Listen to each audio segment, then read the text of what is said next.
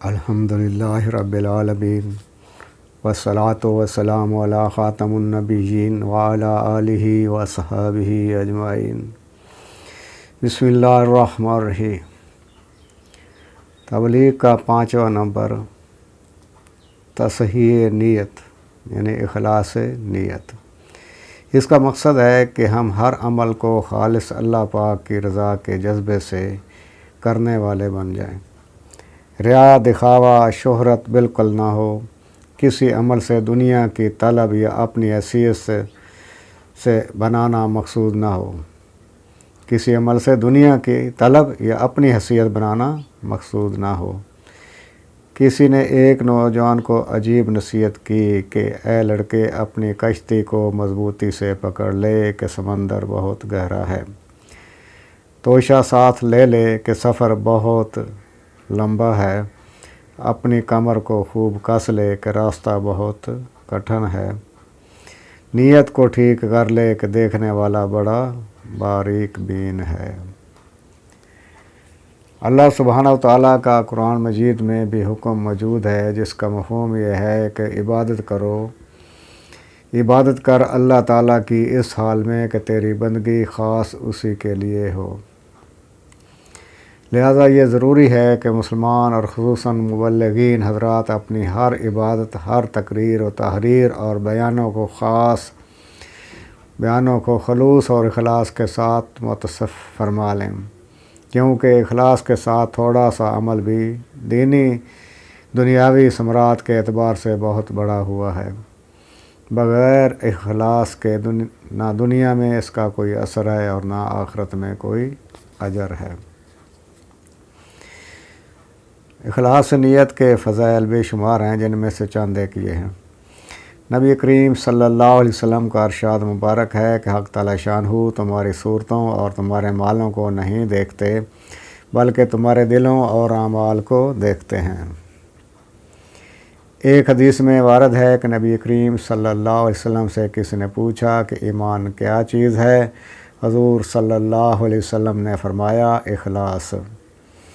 دوسری جگہ فرمایا خوشحالی ہو اخلاص والوں کے لیے، وہ ہدایت کے چراغ ہیں، اللہ تعالیٰ ان کے ذریعے سے بڑے بڑے فتنوں کو دور کر دیتے ہیں۔ حضرت معاذ رضی اللہ تعالیٰ عنہ کو جب نبی کریم صلی اللہ علیہ وسلم نے یمن کا حاکم بنا کر بھیجا تو انہوں نے درخواست کی کہ مجھے کوئی نصیحت فرما دیجئے۔ آپ صلی اللہ علیہ وسلم نے فرمایا دین میں اخلاص کا اہتمام رکھنا کہ اخلاص کے ساتھ تھوڑا سا عمل بھی کافی ہے۔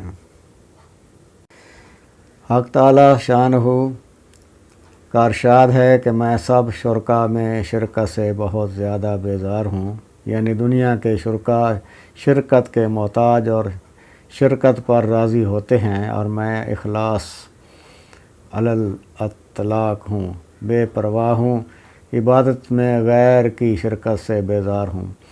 جو شخص کوئی عمل ایسا کرے جس میں میرے ساتھ کسی دوسرے کو بھی شریک کر لے، میں اس کو شریک کے حوالے کر دیتا ہوں۔ دوسری روایت میں ہے کہ میں اس سے بری ہو جاتا ہوں۔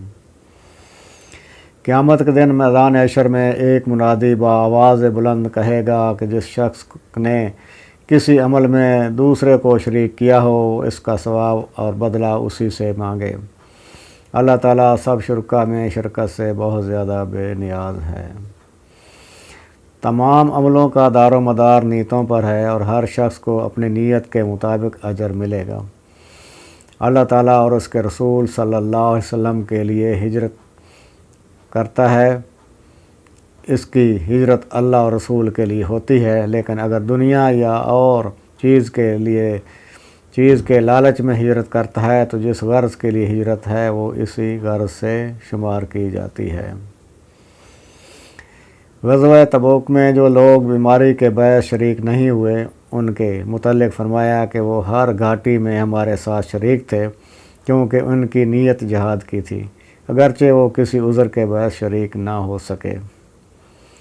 کسی نے نیکی کی نیت کی لیکن اس کی نیکی کا وقوع نہیں ہوا، وہ نیکی نہیں کر سکا، تب بھی ایک نیکی لکھ دی جاتی ہے۔ مومن کی نیت اس کے عمل سے بڑی ہوئی ہے۔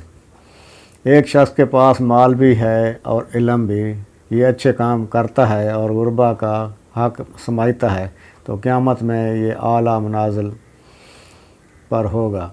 ایک دوسرے شخص کے پاس مال اور علم تو نہیں ہے، لیکن اس کی نیت ضرور ہے کہ اگر میرے پاس مال اور علم ہوتا تو میں بھی یہی کام کرتا جو فلاں شخص کر رہا ہے۔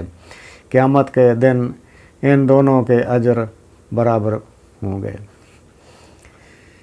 ایک شخص نے بستر پر لیٹتے وقت یہ نیت کی کہ رات کو تہجد کی نماز پڑھوں گا، مگر رات کو آنکھ نہیں کھلی یہاں تک کہ صبح ہو گئی، تب بھی تہجد کا ثواب لکھا جائے گا، اور یہ سونا اللہ تعالیٰ کی طرف سے اس بندے پر احسان کے طور پر رہا۔ حضور اکرم صلی اللہ علیہ وسلم کی حدیث کا مفہوم ہے، جو شخص ریاکاری سے نماز پڑھتا ہے وہ مشرک ہو جاتا ہے، اور جو شخص ریاکاری سے روزہ رکھتا ہے وہ مشرک ہو جاتا ہے، اور جو شخص ریاکاری سے صدقہ دیتا ہے وہ مشرک ہو جاتا ہے۔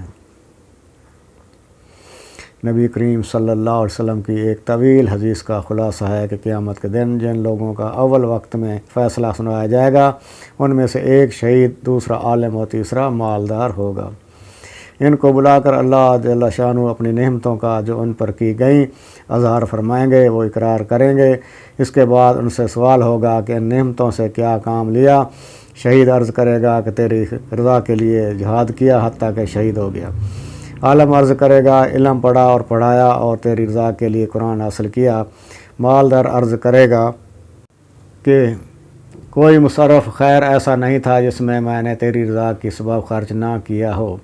ارشاد خداوندی ہوگا یہ سب جھوٹ ہے، تم لوگوں نے اپنی شہرت کے لیے سارا کچھ کیا۔ اس کے بعد ان کو حکم سنایا جائے گا اور ان کو منہ کے بل گھسیٹ کر جہنم میں پھینک دیا جائے گا۔ لہٰذا بہت ہی اہم اور ضروری ہے کہ انسان اپنی تمام کاموں اور ساری کارگزاری میں اللہ کی رضا، اس کے دین کے اشاعت، نبی کریم صلی اللہ علیہ وسلم کی سنت کا اتباع مقصود رکھے۔ شہرت، عزت اور تعریف کو ذرا بھی دل میں جگہ نہ دے۔ اگر خیال بھی آ جائے تو لا حول ولا قوت الا باللہ اور استغفار سے اس کی اصلاح کر لی جائے۔ اللہ رب العزت سے اخلاص حاصل کرنے کی خوب دعائیں مانگی جائیں۔ ہر عمل سے پہلے اور ہر عمل کے دوران نیت درست کی جائے۔ عمل کی تکمیل پر اپنی نیت کو خالص قرار دے کر استغفار کیا جائے اور رو رو کر مانگا جائے۔ اللہ رب العزت ہمیں اس پر عمل کرنے کی توفیق عطا فرمائے۔ صلی اللہ علی سیدنا محمد۔